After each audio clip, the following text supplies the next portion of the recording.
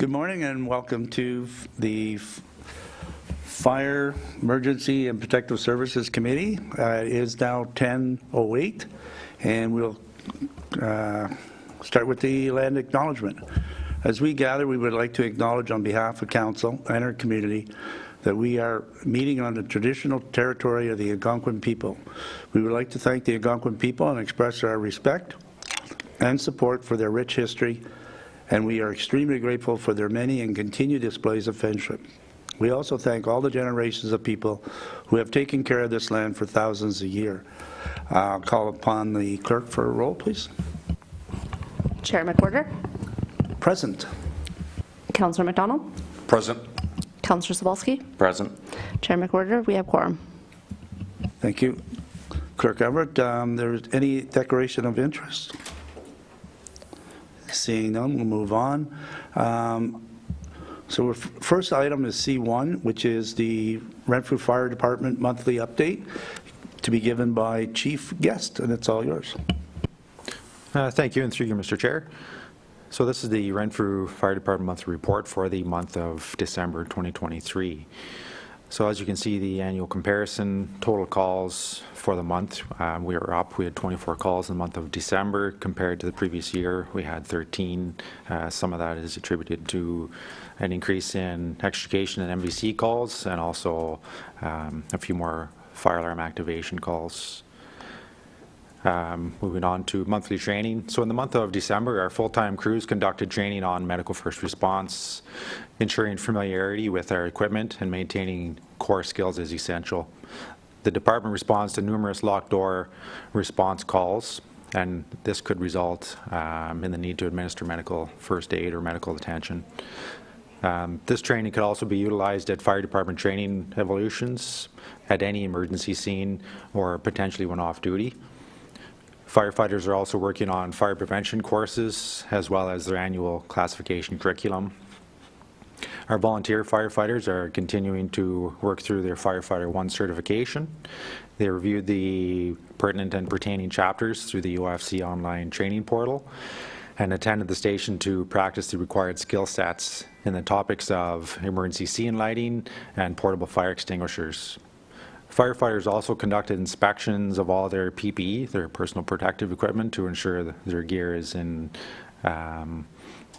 complies with industry standards and is ready for service. So basically, they're checking for any degradation of the equipment or any tears or rips, and also to ensure that it's in the 10-year standard. Public education. So in the month of December, we kind of highlight some holiday safety aspects, and this is done through the Fire Marshal's Public Safety Council. They put on a campaign, and it's called 12 Days of Holiday Fire Safety. So the 12 days before Christmas, every day we put a message out, and it's obviously a different message every day. So, you know, one typical day would be ensuring you have proper lighting, both inside and outside of your house. They talk about candle safety, smoke alarms, and also they highlight the importance of watering your trees to ensure that they're not too dry. Public relations. So we were very fortunate in the month of December. We had a special delivery from Pizza Hut Renfrew. They dropped off some pizza for our crews, and we just want to reach out and say thank you very much to Renfrew Pizza Hut. Notable responses. The Renfrew Fire Department had a busier than normal December, as we saw earlier. Crews responded to a total of 6 MVCs, or multiple vehicle collisions. Incidents occurred in each of our response areas, including Admaston, Bromley Township, Horton Township, as well as within our town limits. We also responded to vehicle fires on 2 separate occasions, one of which was in the township of Admaston, Bromley. The vehicle in the second incident was fully involved upon arrival.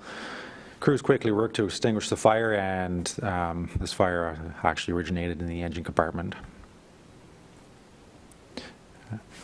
Moving on to equipment.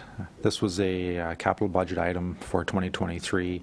The staff at Renfrew Fire are enjoying the newly installed exhaust extraction system on the bay floors. 5 separate units will operate to not only remove carcinogens from the diesel exhaust fumes, but will also continuously remove contaminants from fire equipment off-gassing. And one of the reasons why we chose this system was it was one of the few systems that can operate 24 hours a day. Some of the other ones that attach directly to the apparatus, they strictly run when the truck is running. They shut off when the truck leaves. This system can run, as I said, as per the settings that we specify. It can run, 24 hours a day, basically like high-tech ventilation and filtering system. It does have a 4-stage filter system, so it can remove particulates from diesel exhaust fumes, but also, as everybody knows, fire equipment is constantly off-gassing regardless of whether it's been inside a structure or not. Even new gear is off-gassing, so this will help alleviate some of those. And the units were installed by a local company, and they will also be serviced by that same company. We also conducted emergency management evolutions in the month of December. So in December, the Emergency Management Working Group met to review and discuss the town's emergency management program. The group reviewed the emergency response plan, the EM bylaw, and also reviewed the terms of reference. A review of the town's hazard identification and risk assessment, as well as the town's critical infrastructure, was also conducted. The group also discussed the EM public education initiatives conducted in 2023, and also reviewed and brought forward some new initiatives that we hope to bring forward in 2024. As a requirement under the Emergency Management and Civil Protection Act, each municipality must conduct an annual exercise. This exercise helps members of our municipal emergency control group familiarize themselves with their EM roles, emergency management roles, and procedures. The exercise can also address gaps in the plan and in our service. So the MECEG, which is the control group, conducted their annual tabletop exercise in December, and the topic this year was a simulated power outage, and we kind of added in some severe weather occurrences. The exercise went well, and we'll also provide staff with potential areas of improvement in the future. If there's any questions on this report, I'd be happy to answer them. Councillor McDonald. Thank you, Chair. Through you and to you, Chief. I'm going to have 2 of them. The first one is with regard to a major response outside of our jurisdiction. What's the protocol for manning the station? Is there a set time, 5, 10, 15 minutes, or a half hour where they're tied up with another occurrence? Do we call in people to man the station for the town of Renfrew? Go ahead. That's the first one. Thank you, and through you, Mr. Chair. So, depending on the call, so for an example, an extrication call that is outside the town of Renfrew, the duty crew or the firefighters responding will page out a code, which further carries through to our full-time and volunteers if needed. So they will respond from home automatically, but the station is backfilled with staff. That way the town is still protected. So if we are in Admast and Bromley for a car fire, for example, that is a code 3, so that means that both volunteers and full-time come into the station, but at all times the station is staffed. We also use a third-party feature which is called Who's Responding, and it's an app that we use. So if the staff members were sitting at home and a call came through for an extrication call, and the crew responding requested station coverage, once that page goes out, the individual from home can key into their app and click that they are responding. So as our crew is responding in there, in the pumper, they can see that staff are coming in to cover the station, so they know that there is station coverage. So it's again, it's a third-party app, but it works quite well. Thank you, Chief. And through you, Chair, for a second question. Go ahead. With regard to the emergency management annual exercise, is there any room for, and I'm thinking of this committee, for the next time you have one, for us to come in and as observers, just to watch the process? Is that an option? Through you, Mr. Chair. No, it isn't. No, I'm just kidding. Absolutely. So this year, because with all the changes, both with the emergency response plan, it was just adopted recently by council, so it was brand new. The working group was brand new. Chair McWhirter is part of that working group, but we will move forward trying to include more staff, more members of council, this committee, and also some outside agencies. So this was a stimulated power outage, so moving forward it would be beneficial to have individuals that are professionals in that nature, sit in part of the exercise, and that's part of the goal, is to grow with this, with both of these groups. Thank you. Any more questions? Seeing none, we'll move on to the second item, C2. This is a presentation on bylaw enforcement for December summary, and again, this will go to Chief Guest. Thank you, and through you, Mr. Chair. So this is the MLES, or our bylaw enforcement for the month of December. This is as everyone knows, this is the last report from the third-party agency that was contracted by the town for bylaw enforcement. In January, we will be moving to an in-house report. So just looking at the monthly comparison from December 22 and December 2023. So tickets, which are basically parking tickets, in the month of 2022, sorry, in the year of 2022, we had 78, and this year we had 73. So we're pretty close. Property standards were definitely a lot higher than the previous year. We had 15 in that month, and in December of 2023 we only had 2. And we can move forward to the yearly comparison. So clean yards in 2023 we had 193 compared to the previous year of 265. Tickets, again, those are mostly parking tickets. We had 582 issued in 2023, and in 2022 we had 556, so very close. Property standards were a little higher in the previous year, which is we had 383 compared to 275, and I think that's